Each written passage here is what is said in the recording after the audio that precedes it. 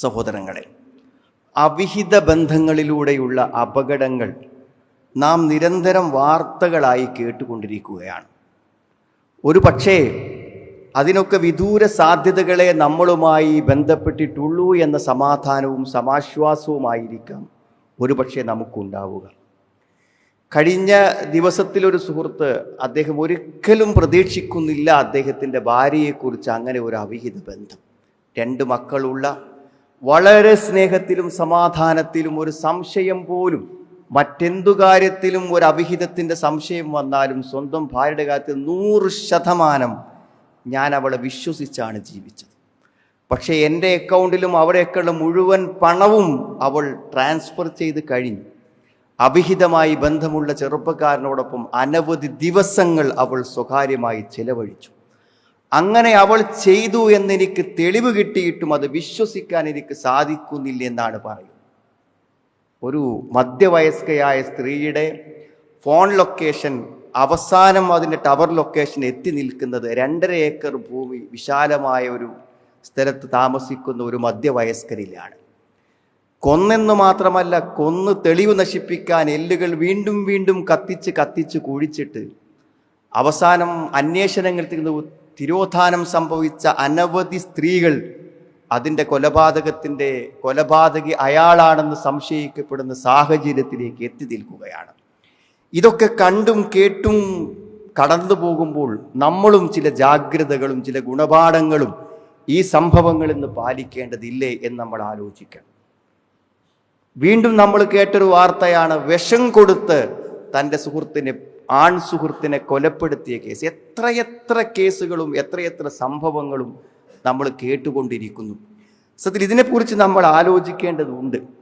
സത്യത്തിൽ നമ്മുടെ സഹോദരിമാർക്ക് മനസ്സിലാകാതെ പോയത്, അല്ലെങ്കിൽ നമ്മുടെ സഹോദരന്മാർക്ക് മനസ്സിലാകാതെ പോയത്, ഒരാണും പെണ്ണും തമ്മിലുള്ള ഒരു സൗഹൃദം, ഒരു സ്നേഹം സംഭവിച്ചാൽ അതെത്രമാത്രം അപകടകരമാണെന്ന് മനസ്സിലാക്കാൻ കഴിയാതെ പോയി.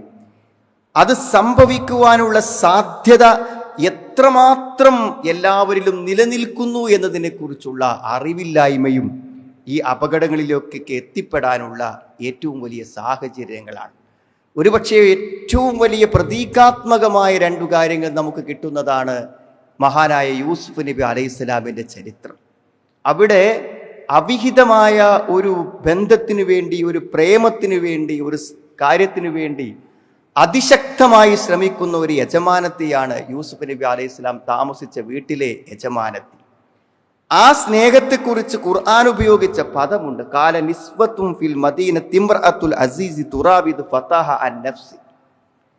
ആ ഗ്രാമത്തിലുള്ള, പട്ടണത്തിലുള്ള സ്ത്രീകൾ പറഞ്ഞു, അസീസിന്റെ ഭാര്യ തുറാവിദു ഫതാഹ, ആ ചെറുപ്പക്കാരനെ അവൾ വശീകരിക്കാൻ ശ്രമിച്ചു, ശക്തമായ വശീകരണത്തിന് വേണ്ടി ശ്രമിച്ചു. എന്നിട്ട് അവനിൽ അവൾ പ്രേമത്തിലായിനാണ്. അതിശക്തമായ, ഹൃദയത്തിൽ ഇറങ്ങിച്ചെല്ലുന്ന, മറ്റൊരു കാര്യത്തെക്കുറിച്ചും ചിന്തിക്കാൻ കഴിയാത്ത വിധത്തിലുള്ള അത്രയും ശക്തമായ പ്രേമമാണ് അവൾക്കുണ്ടായത് എന്നാണ്. അതോടൊപ്പം നമ്മൾ കാണുന്ന ഒരു കാര്യം, എല്ലാ സാഹചര്യങ്ങളും അനുകൂലമാണ്. യൂസുഫ് നബി അലൈഹിസ്സലാം അതീവ സുന്ദരനായ ഒരു ചെറുപ്പക്കാരനാണ്. ആ സ്ത്രീയും സുന്ദരിയായ ഒരാളാണ്. യജമാനത്തിയാണ് കൽപ്പിക്കുന്നത്. വാതിലടച്ച് സ്വകാര്യമായ ഒരു സ്ഥലത്താണ് തന്നെ സമീപിക്കുന്നത്. അന്യ നാട്ടിലാണുള്ളത്. പരിചിതരായ ആളുകളെ ഭയപ്പെടേണ്ട ഒരു സാഹചര്യമില്ല. എല്ലാ നിലക്കും ഒരു സ്ത്രീ നേരിട്ട് ക്ഷണിക്കുകയാണ്. എല്ലാം ഉണ്ടായിട്ടും അതിനെ പ്രതിരോധിച്ചു നിൽക്കാൻ, ഒരാൺ പെൺ ബന്ധം എത്ര തീവ്രമാണെങ്കിലും അതിലകപ്പെടാതെ നിൽക്കാൻ ഒരാൾക്ക് സാധിക്കും എന്നതിൻ്റെ തെളിവും യഥാർത്ഥത്തിൽ ഈ മഹത്തായ ചരിത്രത്തിലും സംഭവത്തിലുമുണ്ട്.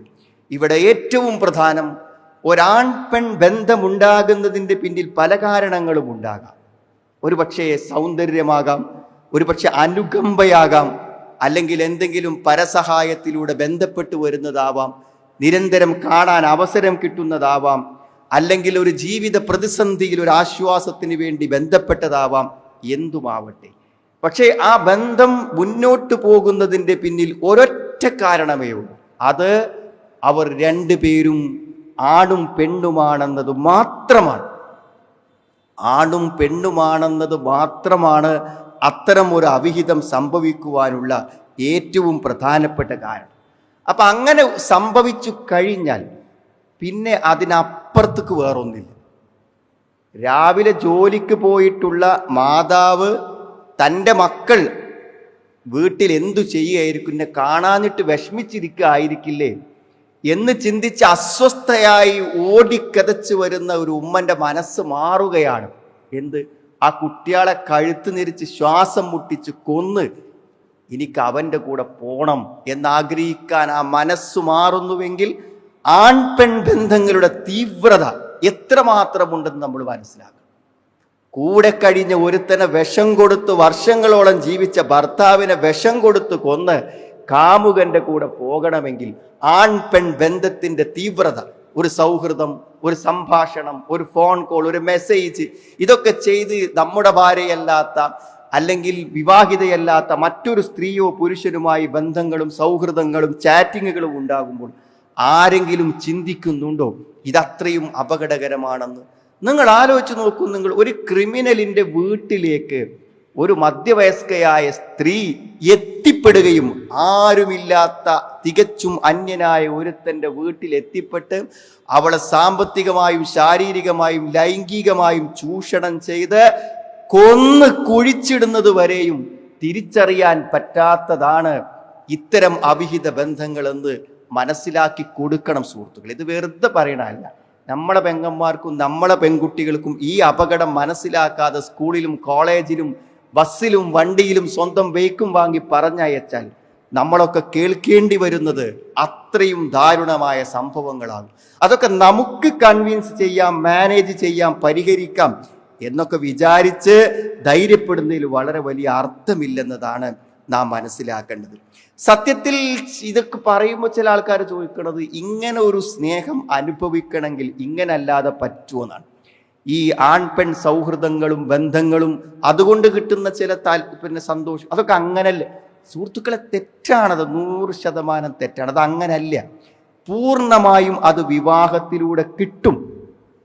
ഇന്നൊരു കാമുകനും ഒരു കാമുകിക്കും തോന്നാത്ത ഇഷ്ടവും സ്നേഹവും ഒക്കെ എന്ത് ചെയ്യുന്ന വിവാഹത്തിലൂടെ കിട്ടും. അത് അള്ളാഹ് പറഞ്ഞതാണ് കിട്ടുന്ന്. വമിൻ ആയാതിഹി അൻ ഖലഖ ലക്കും മിൻ അൻഫുസികും അസ്വാജ ലിതസ്കുനു ഇലൈഹാ. അള്ളാഹ് അത്ഭുത ദൃഷ്ടാന്തമായി പറയാണ് ആണും പെണ്ണും തമ്മിലുള്ള സ്നേഹം. ആണിൻ്റെയും പെണ്ണിൻ്റെയും അള്ളാഹ് ഏർപ്പെടുത്തിയ സ്നേഹത്തെക്കുറിച്ച് അള്ളാഹ് ആയത്ത്, അത്ഭുതം, ദൃഷ്ടാന്തം എന്നൊക്കെ പറയുന്നുണ്ടെങ്കിൽ അത് കിട്ടും. എന്നിട്ട് എന്തായിന്ന് കിട്ടുന്നത്? മനസ്സമാധാനം, സന്തോഷമല്ലേ? അത് ഇതിന്ന് കിട്ടും, വിവാഹത്തുനിന്ന് കിട്ടും. പക്ഷെ അത് ഒരു ദിവസമല്ല, 2 ദിവസമല്ല. വിശ്വാസ്യതയുള്ള ആ ബന്ധം മരണത്തിലും അവസാനിക്കാത്ത സൗഹൃദവും ബന്ധവുമാണ്. അത് കിട്ടും. പക്ഷെ അത് കിട്ടാത്തവരാരറിയോ? ഈ അവിഹിതത്തിന്റെ നൈമിഷികമായ ആസ്വാദനങ്ങൾ 2-3 കൊല്ലം അനുഭവിച്ച് ഒന്നിച്ച് ചേർന്നോ പിരിഞ്ഞോ കല്യാണം കഴിഞ്ഞോ കഴിയാതെയൊക്കെ ജീവിക്കുന്ന ആൾക്കാരിൽ അവരാണ് ഈ സ്നേഹവും സന്തോഷവും അനുഭവിക്കാൻ കഴിയാത്ത ഹതഭാഗ്യരെന്ന് മനസ്സിലാക്കണം. ഇവിടെ എന്താ സംഭവിക്കുന്നത് അറിയാം? ഈ ഇഷ്ടം ഉണ്ടായിക്കഴിഞ്ഞാൽ പിന്നെ വിശ്വാസമായി. നമ്മൾ ഒരാളെ വിശ്വസിക്കാൻ ചില മാനദണ്ഡങ്ങളില്ലേ സുഹൃത്തുക്കളെ? അയാള് സാമ്പത്തിക തിരിമറി നടത്താത്ത ആളാണ്, അവിഹിത ബന്ധങ്ങളില്ലാത്ത ആളാണ്, അയാൾ ഒരു ലഹരിക്ക് അടിമപ്പെട്ട ആളല്ല, ലഹരി മാഫിയപ്പെട്ട ആളല്ല, കടം വാങ്ങി തിരിച്ചു തരാത്ത ആളല്ല. ഇങ്ങനെ പല കാര്യങ്ങൾ വെച്ചിട്ടല്ലേ നമ്മൾ ഒരാളെ വിശ്വസിക്കാൻ. എന്നാൽ പ്രേമിക്കുന്നവർക്ക് വിശ്വസിക്കാൻ ഇതൊന്നും വേണ്ട. അതാണ് ഇതിൻ്റെ ഏറ്റവും വലിയ അപകടം. അവർക്ക് വിശ്വസിക്കാനൊന്നും വേണ്ട. ഒരാളെ പ്രേമിച്ചു, അയാൾ ഏറ്റവും വലിയ ലഹരി മാഫിയന്റെ ഭാഗമെന്നറിഞ്ഞാലും പ്രേമിട്ടെറിഞ്ഞാലും പോരൂല. അവൻ ഏറ്റവും വലിയ ലോക കള്ളനാണ്, ഫ്രോഡാണെന്ന് മനസ്സിലായാലും ഒരു മാന്യയായ സ്ത്രീ അവിടുന്ന് ഇറങ്ങിപ്പോരൂല. ഒന്നില്ലെങ്കിൽ മരിച്ചു തീരുന്നത് വരെ, അല്ലെങ്കിൽ ജീവിതം അവസാനിക്കുന്നത് വരെ ആ അവിഹിതത്തിൽ തുടരും. അതെന്താ? അവിടെ വിശ്വാസം ആൺ പെൺ എന്നൊരു ബന്ധത്തിൽ നിന്ന് മാത്രമുണ്ടായ വിശ്വാസമാണ്. അതുകൊണ്ട് വല്ല പ്രേമത്തിലൊക്കെ കുടുങ്ങിപ്പോയ മക്കളെ വിളിച്ചിട്ട് നിങ്ങൾ കാണിച്ചു കൊടുത്തു നോക്കുന്നത്, അവൻ ഇത്ര പോലീസ് സ്റ്റേഷനിൽ കേസുണ്ട്, അവൻ ഇത്ര അധികം കേസിൽ പ്രതിയാണ്, അവൻ ഇന്ന പ്രശ്നമുണ്ട് എന്നൊന്നും പറഞ്ഞാൽ അതവർക്ക് മനസ്സിലാവുകയേ ഇല്ല. അതുകൊണ്ട് സുഹൃത്തുക്കളെ, ഏറ്റവും കരണീയമായത് എന്താണെന്നറിയോ? ഇതിലെത്തിപ്പെടുന്ന വഴികളില്ലാതിരിക്കുക. നമ്മളെല്ലാവരും സൂക്ഷിക്കരുത്. ആരെക്കുറിച്ചല്ല, നമ്മളെക്കുറിച്ചൊക്കെ. നമ്മൾ വർക്ക് ചെയ്യുന്നിടത്തില്ലേ പെണ്ണുങ്ങളില്ലേ, നമ്മൾ പുറത്തിറങ്ങത്തില്ലേ, നമ്മുടെ അയൽപ്പക്കത്തില്ലേ, എവിടെയുമില്ലേ, ആർക്കും സംഭവിക്കാവുന്ന ഒരു കാര്യമാണെന്ന് ഓർമ്മപ്പെടുത്താനാണത് പറയുന്നത്. ഒന്നാമത്തെ എന്താ പറയുക, ഒരു പെണ്ണിനോട് സ്വതന്ത്രമായി ഇടപെടാൻ പാടില്ല. അത് മിണ്ടാൻ പാടില്ല, സംസാരിക്കാൻ പാടില്ല, കാണാൻ പാടില്ല എന്നല്ല. ഏതെങ്കിലും ഒരു സ്ത്രീയോട് ഒരു സൗഹൃദം എന്ന് പറഞ്ഞാൽ എന്താ? സൗഹൃദ സുഹൃത്താണ്. നമ്മൾ എല്ലാ കാര്യങ്ങളും സംസാരിക്കുക. അങ്ങനെ ഒരു സുഹൃത്ത്, ഒരു അന്യ സ്ത്രീ ഒരാണിന് സുഹൃത്തായി, ഒരു അന്യ പുരുഷൻ ഒരു പെണ്ണിന് സുഹൃത്തായി ഉണ്ടാവാൻ പാടില്ല. ലാ യഖ്ലുവന്ന റജുലും ഇംറ, മറ്റാരും കേൾക്കാതെ ചില സ്വകാര്യങ്ങൾ പറയാൻ അവർക്ക് അവസരമില്ല. അതുകൊണ്ട് സുഹൃത്തുക്കളെ കൂടെ വർക്ക് ചെയ്താലും എന്ത് ചെയ്താലും ഏത് നിലക്ക് നമുക്ക് പരിചയമുണ്ടായാലും ഒരു നിരന്തര സൗഹൃദത്തിന് നമ്മൾ ഒരിക്കലും അവസരം കൊടുക്കരുത്. അത് തുടരുന്നു എന്ന് കണ്ടാൽ അവിടെ ബ്ലോക്ക് ആക്കാൻ, അവിടെ അവസാനിപ്പിക്കാൻ പറ്റിയില്ലെങ്കിൽ എല്ലാവർക്കും സംഭവിക്കണം, നമുക്ക് മാത്രം സംഭവിക്കാതെ എല്ലാവർക്കും സംഭവിക്കും. പിന്നെ രണ്ടാമത്തൊരു കാര്യം എന്താ പറയുക, പെട്ടെന്നൊരു പുരുഷന്റെ മനസ്സിലോ പെട്ടെന്നൊരു സ്ത്രീയുടെ മനസ്സിലോ സ്വാധീനിക്കപ്പെടാവുന്ന രൂപത്തിലുള്ള സൗന്ദര്യങ്ങളും വേഷങ്ങളും രൂപങ്ങളും സ്വീകരിക്കുക എന്നുള്ളതാണ്. അതുകൊണ്ടാണ് സ്ത്രീകൾ സുഗന്ധം ഉപയോഗിക്കുന്നതും അത്തരം വേഷവിധാനങ്ങൾ സ്വീകരിക്കുന്നതിനൊക്കെ അത്രയും രൂക്ഷമായ ഭാഷയിൽ ഇസ്ലാം കൈകാര്യം ചെയ്യുക. എന്തുകൊണ്ടാ വെച്ചാൽ ഒരൊറ്റ നോട്ടം അതിശക്തമായി മനസ്സിൽ പതിഞ്ഞാൽ പിന്നെ തെരഞ്ഞ് ആ പരിസരത്തുണ്ടാവും. അത് മനുഷ്യന്റെ അവസ്ഥ. അതുകൊണ്ടാണ് ആണിനോടും പറഞ്ഞു പെണ്ണിനോടും പറഞ്ഞു, കുല്ലിൽ മുഅ്മിനീന യഗുള്ളൂ മിൻ അബ്സാരിഹിം, കണ്ണ് താഴ്ത്താൻ. നോട്ടം നോക്കിക്കൊണ്ടേയിരിക്കുന്ന ആളുകൾ ജോലിക്ക് പോയിട്ട് രാവിലെ മുതൽ വൈകുന്നേരം വരെ നോക്കിയിരിക്കുക. എത്ര അപകടകരമാണെന്ന് നോക്കും നിങ്ങൾ. സത്യത്തിൽ ഇതിൻ്റെ ദുരന്തങ്ങളുടെ ഏറ്റവും തുടക്കം തരും ഒരു നോട്ടം നോക്കിയാൽ മനസ്സിന്റെ വെളിച്ചം അണഞ്ഞു എന്നാണ്. മനസ്സിനൊരു വെളിച്ചമുണ്ട് സുഹൃത്തുക്കളെ, സദാ നമ്മൾ ആസ്വദിക്കുന്ന അനുഭവിക്കുന്ന ഒരു പ്രകാശമുണ്ട് മനസ്സിൽ. അത് കരണ്ട് പോയ പോലെ മനസ്സിന്റെ വെളിച്ചം കെടാൻ അവിഹിതമായൊരു നോട്ടം മതിയെന്ന്.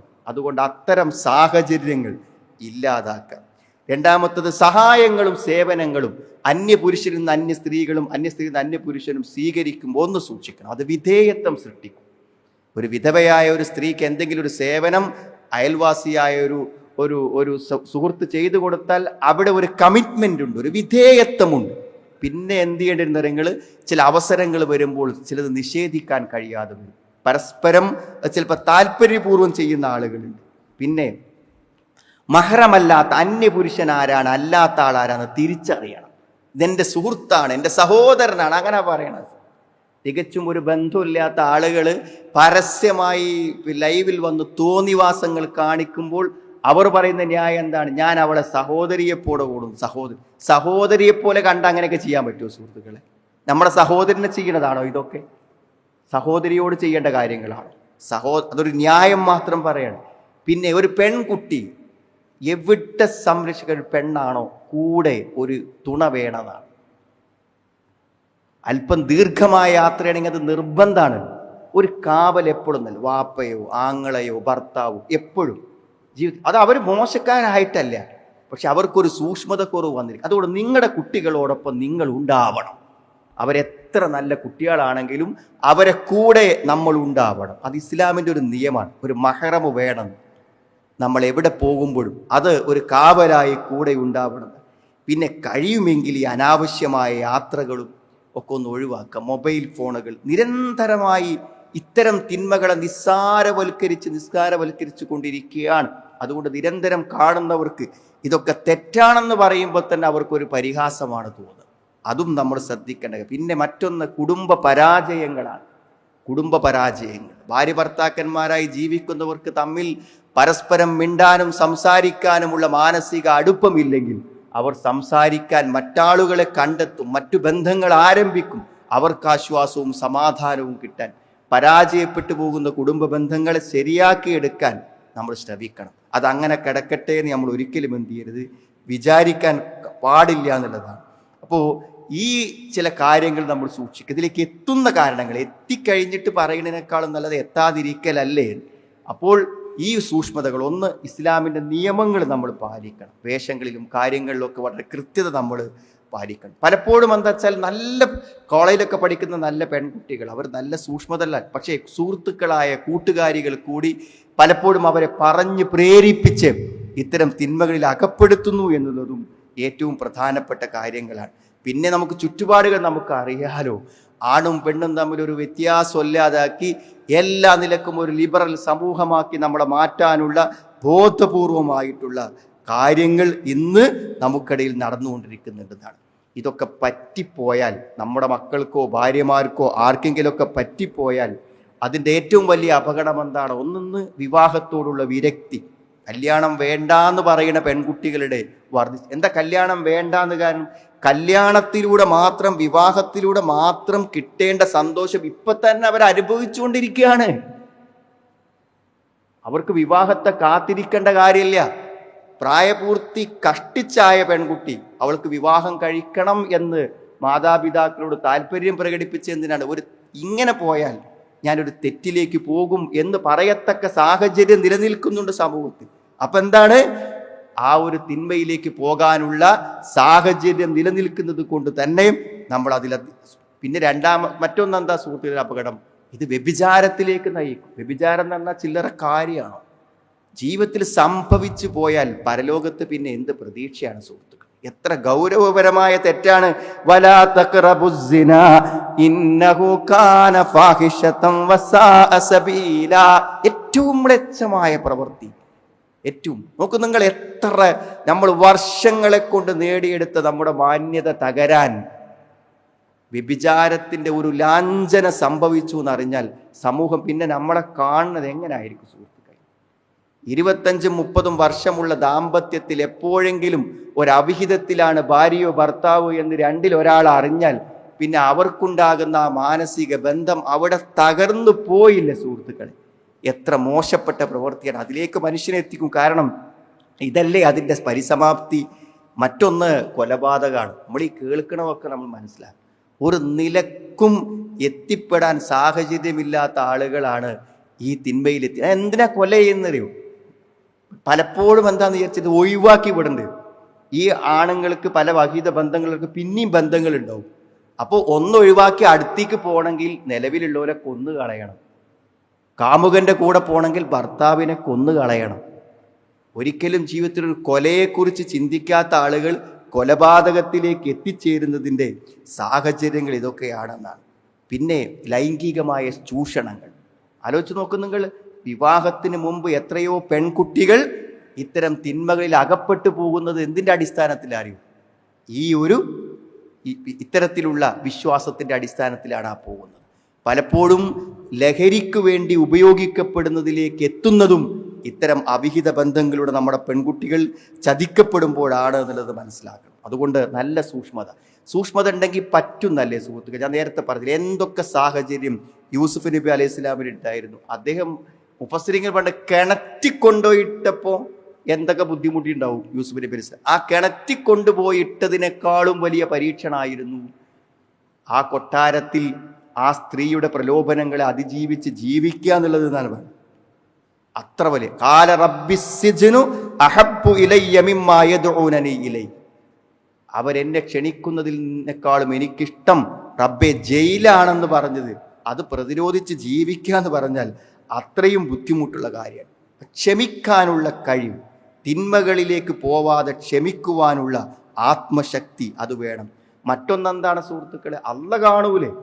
എല്ലാ അനക്കങ്ങൾക്കും കണക്ക് അള്ളാഹുവോട്. ഇന്നല്ലദീന യഖ്ശൗന റബ്ബഹും ബിൽ ഗൈബ് ലഹും മഗ്ഫിറത്തും വഅജ്റുൻ കബീർ. തിന്മകളെ സൂക്ഷിച്ച് ജീവിക്കാൻ പറ്റിയാൽ അള്ളാഹ് പാപങ്ങളൊക്കെ പുറത്ത് മഹത്തായ പ്രതിഫലം തരുന്നതാണ്. നമ്മുടെ അറിവിലൂടെയും ഈമാനിലൂടെയും നമ്മൾ നേടിയെടുക്കുന്ന ഒരു മനക്കരുത്തുണ്ടല്ലേ, ബുർഹാൻ, ഒരു തെളിവ്, ഒരു ശക്തി. ആ ശക്തിയിൽ നമുക്ക് ഏത് ചുറ്റുപാടിലും ഏത് പ്രതികൂല സാഹചര്യങ്ങളിലും മുന്നോട്ട് പോകാൻ പറ്റും. അതിലേറെ പ്രധാനപ്പെട്ടതാണ് ചതിക്കാൻ പാടില്ല സുഹൃത്തുക്കളെ. ഭർത്താവിനെ ചതിക്കാൻ പാടുണ്ടോ?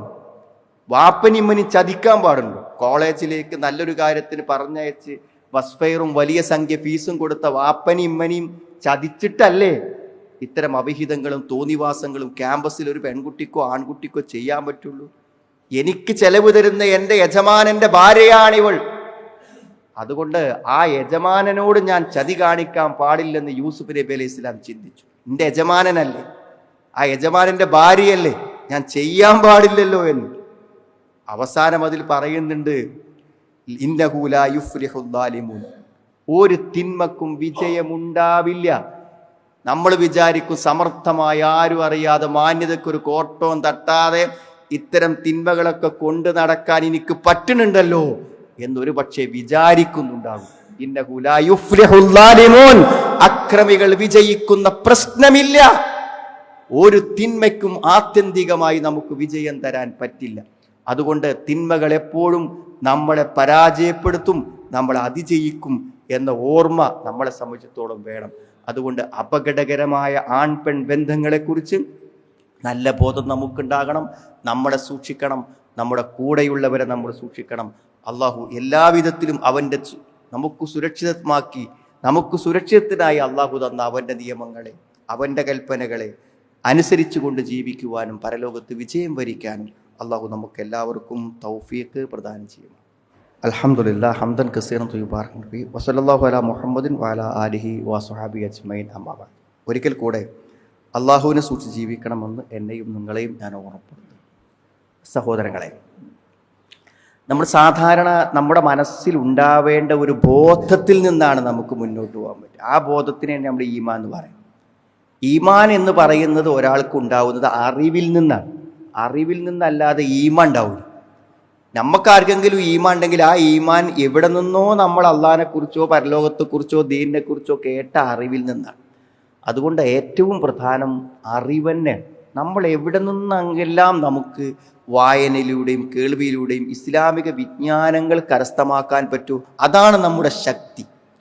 നമ്മുടെ പ്രതിസന്ധികൾ അതിജീവിക്കാനും തിന്മകളെ പ്രതിരോധിക്കാനും മനസ്സിന് ക്ഷമ പഠിപ്പിക്കാനും ഏത് പ്രതികൂലതകളും പിടിച്ചു നിൽക്കാനും ഒക്കെ ഈമാൻ. ആ ഈമാൻ വരുന്നത് അറിവിൽ നിന്നാണ്. അറിവ് സമം ഈമാനാണ്. ആ അറിവ് എന്തറിവാണ്? ആകാശലോകത്ത് നിന്ന് അള്ളാഹു ഇറക്കിയ ഹിദായത്തിൻ്റെ അറിവാണ്. അതുകൊണ്ട് ദീൻ പഠിക്കുന്ന കാര്യത്തിൽ നമ്മൾ കൂടുതൽ തൽപരരാകണം, അവസരങ്ങളെ ഉപയോഗപ്പെടുത്തണം. ആ ബോധത്തിൻ്റെ കരുത്തിൽ മാത്രമേ നമുക്ക് വയസ്ദാദല്ലദീന ആമനു ഈമാൻ, അത് കൂടുകയും കുറയുകയും ചെയ്യുന്ന ഒന്നാണ് ഈമാൻ. അതിനെ ശക്തിപ്പെടുത്താനും വളർത്താനും അതിനെ ദൃഢീകരിക്കാനും നാം നിരന്തരമായി പരിശ്രമിക്കാം. നമ്മുടെ മക്കൾക്കും ആ ദൃഢബോധ്യം ഈമാൻ നൽകാൻ നമ്മൾ പരിശ്രമിക്കുക. അള്ളാഹു അതിനുള്ള തൗഫീക്ക് നമുക്ക് ഏവർക്കും പ്രദാനം ചെയ്യുമാറാവട്ടെ. അള്ളാഹു ഞങ്ങൾ വന്നുപോയ തെറ്റുകളെ കുറ്റങ്ങളെ ഞങ്ങൾക്ക് നീ പുറത്തു മാപ്പാക്കി തരണമേ. എല്ലാ വിപത്തുക്കളിൽ നിന്നും പ്രതിസന്ധികളിൽ നിന്നും ഞങ്ങളെ നീ കാത്തുരക്ഷിക്കണമേ. ഞങ്ങളുടെ സുരക്ഷയ്ക്കും സംരക്ഷണത്തിനും അനുഗ്രഹത്തിനും വേണ്ടി നീ തന്ന എല്ലാ നിയമങ്ങളെയും ശരിയായി പാലിക്കുവാനും അറിയാനും മനസ്സിലാക്കുവാനും ഉൾക്കൊള്ളുവാനുമുള്ള തൗഫീഖ് ഞങ്ങൾക്ക് പ്രദാനം ചെയ്യണമേ റഹ്മാനെ. ഇണകളിൽ നിന്ന് സന്താനങ്ങളിൽ നിന്ന് ഞങ്ങൾക്ക് നീ കൺകുളിർമ പ്രദാനം ചെയ്യണമേ. ഇഹലോകത്തും പരലോകത്തുമുള്ള എല്ലാ പ്രതിസന്ധികളെയും ദുരന്തങ്ങളിൽ നിന്നും ഞങ്ങളെ നീ കാത്തുരക്ഷിക്കണം റഹ്മാനെ. രോഗങ്ങളും ബുദ്ധിമുട്ട് അനുഭവിക്കുന്ന ആളുകൾക്ക് രോഗശമനത്തെ നീ പ്രദാനം ചെയ്യണമേ റഹ്മാനെ. അല്ലാഹുമ്മ ഗ്ഫിർ മുഅ്മിനീന വൽ മുഅ്മിനാത്ത് റബ്ബന സ്രിഫ് അന്നാ അദാബ ജഹന്നം ഇന്ന അദാബഹാ കാന ഖറാമ ഇന്നഹാ സാഅത് മുസ്തഖറൻ വ മുഖാമ റബ്ബന ഹബ് ലനാ മിൻ അസ്വാജിനാ വ ദുർരിയാതിനാ ഖുർറത അഅ്യുൻ വജഅൽനാ ലിൽ മുത്തഖീന ഇമാമ റബ്ബന തഖബ്ബൽ മിന്നാ ഇന്നക അൻതസ് സമീഉൽ അലീം വതുബ് അലൈനാ ഇന്നക അൻതത് തവ്വാബുർ റഹീം റബ്ബന ആതിനാ ഫിദ് ദുനിയാ ഹസന വഫിൽ ആഖിറതി ഹസനതൻ വഖിനാ അദാബൻ നാർ. അൽഹംദുലില്ലാഹ്.